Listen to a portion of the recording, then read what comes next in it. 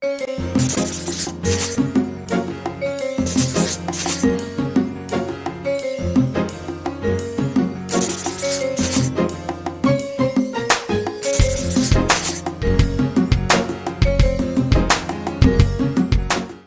Jeff Cornwall, and this is the Entrepreneurial Mind.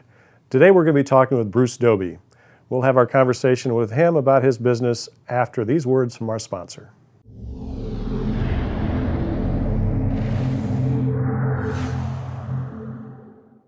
Welcome back, everybody. So, Bruce, can you explain a little bit about what a digital, you better help me out here. Digital enterprise? Digital enterprise that accumulates data. Okay, help me out. Sure, what we do, and one of the reasons I like my company, you know, the elevator test, whether your startup passes the elevator test that you can get in on floor 1 and finish describing it on floor 10, so, or that it fits on a 3x5 card. So what we do is I'll give you to floor 15. Okay, good. All right. So we aggregate event and entertainment listings, which is what band is playing where Friday night, or where the symphony's playing, or what film is at Belcourt. We put all that in a database. We take all those listings in the database and we put them on a calendar, and we take that calendar and put it on your website if you want it. And that's in a nutshell what we do. So we power event and entertainment calendars. So that calendar can go out to literally Anybody. Hundreds of websites out there. And we have 600 websites that it currently resides on. And that's all for local events? That's across the country. Okay. And so we aggregate listings from every corner and pocket of the United States, a little bit of Canada and Mexico. And we gather up that content from Maine to California, and power newspaper calendars mostly from Maine to California. So the local newspapers, the neighborhood newspapers. Most of our papers are, most of the 600 websites we power calendars on, about 300 are newspapers, the remainder are radio, TV station websites, and a smattering of web only. We do Weather Underground. I don't know if you weather. Yep. That's a web only weather content channel or website. We power listings there. So I'm going up to a Packer game in October, and I'm going to be spending the night in Chicago. Yep. So I can use your app to see what's going on. App? No. Mobile app? No. Website? Yes.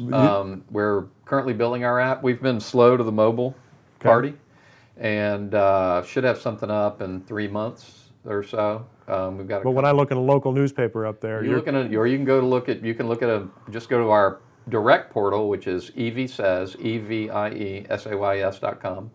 And just type in Chicago and type in the dates you want, and then bingo, we'll give you all the events taking place. So tell me about that name, EvieSays. Okay, we started as Evie.com, E-V-I-E, E-V for events, I for everywhere, and I for information, and E everywhere. So event, information, everywhere. So it was roughly an acronym.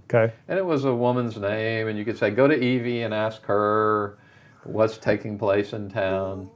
And that worked until Ticketmaster sued me, claiming that I was typo squatting the name Evie.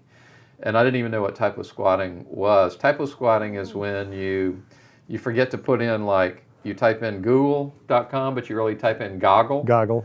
And you go to a site, and somebody owns Goggle, and they live off of the typos that people enter, and then they put ads on the site. You make a little money. So they claimed that because they owned Evite, Ticketmaster owned Evite, they claimed if you didn't put in a T that you ended up at my site, and they said I was just typo squatting off Evite. So you had to expand the name just a little bit. And I was going to spend a lot of money to litigate it, and I didn't want to do that, so I just changed it to EvieSays. And most of the traffic we get is not directly to the site EvieSays.com. Most of the traffic we get is somebody going to the newspaper in Chicago, and there's a little calendar of events there, and when they see that, they type on that. You don't know that it's EvieSays. We white label those sites to make the calendars look like our partner sites. And so you'll go to we have about 60 newspapers in the Chicago metropolitan area. We're strong in Chicago. And all the suburban papers. And so you come to one of those papers and you type on this calendar, and that's where we get our traffic. And people who look at the calendar don't know your brand name at that point, right? Correct. And that's one of the selling points. with our clients is, hey, look, we're going to make our calendar look like your site. Right. And so it's how I get distribution. I don't have to spend money really on marketing. And, I don't have to put up, posters or flyers or buy ads or that sort of stuff. I get that distribution by residing on my partners' websites. So where does your revenue stream come from on this? It's all ads. Ads that are on the calendar. Right. That blend in with the newspaper. Right. Do you split the ad revenue with the newspaper? Our deal with the newspapers is that we will, if they are welcome to sell the ad, that the advertising that is in my site. If they don't sell the ad, then I claim ownership of that position. So if they sell the ad, I get a rev share. And if they don't sell the ad, then I get 100% of the revenue. So we do about, these are big numbers, but the rates are so low they really don't add up to much. We do about 60 million ad impressions a month. And then we use all the remnant ad providers, Google, OpenX, a firm called AdApply out of Dallas, advertising.com.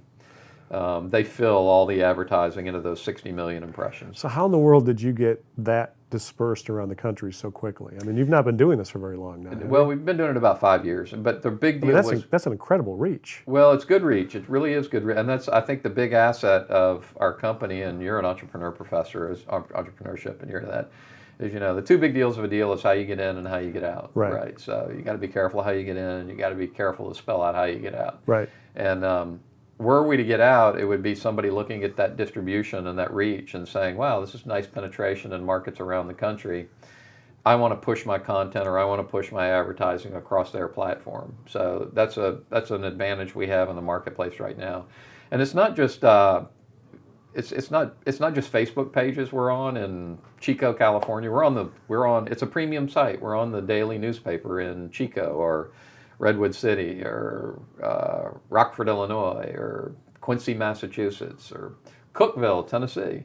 So how do they find you? I mean, how in the world do you sell to big Cookeville, chains? Chicago? So we're going to the chains. The big newspaper chains. Right. So Gatehouse. So the consolidation has created the opportunity for you to come in and correct. And fill the gap that they can't quite fill. Correct. There are, and we got a ways to go. We got a lot more territory to conquer here, but all the consolidation that took place in the 80s and 90s in the print newspaper business led to probably 15 or 20 newspaper companies that own, the vast lion's share of newspaper circ in North America. So if you're successful at lining up those partnerships, you could build a big company. How do you sell at that level, though? You're just a fairly small little company doing a calendar. How do you get the attention of those big media companies? Right. It's a lot of cold calling, and then it's kind of like who you know. And so you can go to some of the industry trade conventions,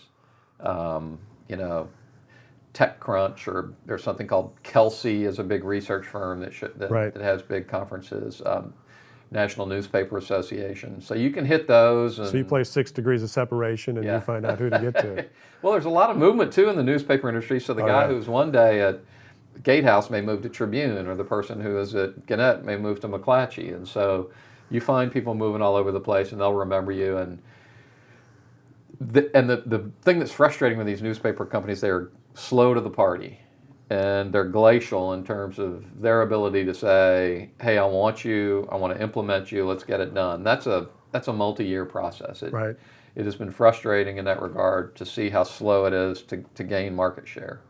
So getting back to a not so pleasant part of your growth, can you talk a little bit about that day when Ticketmaster fussed at you a bit about your name? I mean, that's the fear a lot of us have, is we try to stay below the radar with these big companies, and you didn't intentionally do anything, and you got in their crosshair. That was a bad day, I would imagine. Yeah, I've had worse, because there was a way to get out of that, and that didn't really have to do with dollars and cents. That more than anything, that hurt my creative pride, because I really liked the name Evie. I thought Evie was catchy, and Evie was good. That didn't really impact, the things that really hurt is when you leave money on the table, or you lose money, and you're sitting here going, this is going to be rough. So that didn't hurt you in terms of traffic at your site? No, not at all. And that was way in the early days. I don't even think we'd launched. So they did you a favor by doing it early then? Yeah, they did do that. And then and I signed an agreement really I mothballed Evie, which was, and I still regret the decision, but I had to do it. Right. I got over that one. The stuff you don't get over is pitching some business and losing it. That's the stuff that just gets to you. Especially when you think you thought you had it. Yeah. Yeah. Yeah. Or when you worked at it, when you were thought you were close, and then for some reason you didn't land the business. Well, and if there's a lot of turnover in the newspaper business, the guy you're talking with today might not be there tomorrow. That's been a huge problem of ours. Boston Globe is a client of ours on a product, and we've been through, in the space of probably 18 months, we've been through 3 different sales teams. Yeah. And they recently sold. The New York Times owned the Boston Globe, sold to a private owner. So we're probably in now. We're going to have a 4th owner. Yahoo's the worst. Yahoo, the deck chairs on the Titanic change like every 3 months. I mean, it's just like the teams we have dealt with there. So that's again. And who are you, and why are you in my newspaper? Yeah. That happened to us a lot in healthcare when you had the big consolidation in healthcare, and we were kind of an edge provider, and literally I had administrators come and say, "I don't know why you're here." Right. And what do you say at that point? Try to sell your value, I guess. Yeah. Have you lost deals because of changes of ownership like that, or you've been able to keep it repaired pretty well? I think we're about to lose some, and that's not so much changes in ownership as changes in management. And so you've got a new guy who comes in and he thinks that he needs to rearrange everything because he wants to bring in his own provider of what it is that we do. So we're struggling with a little bit of that. So there is some competition in your space? Not much. He sounds awfully niche-y to me. It's real niche-y. And in fact, one of the great things about being in this space is it's not very sexy. And so the great thing, so if you're on the West Coast and you're pitching the notion of what I do, it meets with disdain. Right. Because about 6-7 years ago, a couple of companies were highly financed in my space. One raised about $40 million, the other raised about $30 million. And one got a little bit of traction and is still in business, doing okay, but nowhere near enough to justify the $40 million that the investors put in it. The other company that raised about $30 million. They never got traction, and then they sold to StubHub, and StubHub has kind of mothballed them. So if you're most of the people I chat with are in the Bay Area, and I go there a fair amount. And so much of the problem is that you talk to the people out there and they just go, man, nobody can make it in your space. But they can make it in my space if they keep their costs low, if they don't raise too much money, and that they just take a measured approach to growth, unlike what they expect on the West Coast, which is throw a whole lot of money at the situation, grow quickly, and have meteoric growth. Right, so. and have 10% succeed. Yes, yeah, exactly. Some great lessons for every entrepreneur. Thanks for joining us today, Bruce. Appreciate it very much. Thank you for having me.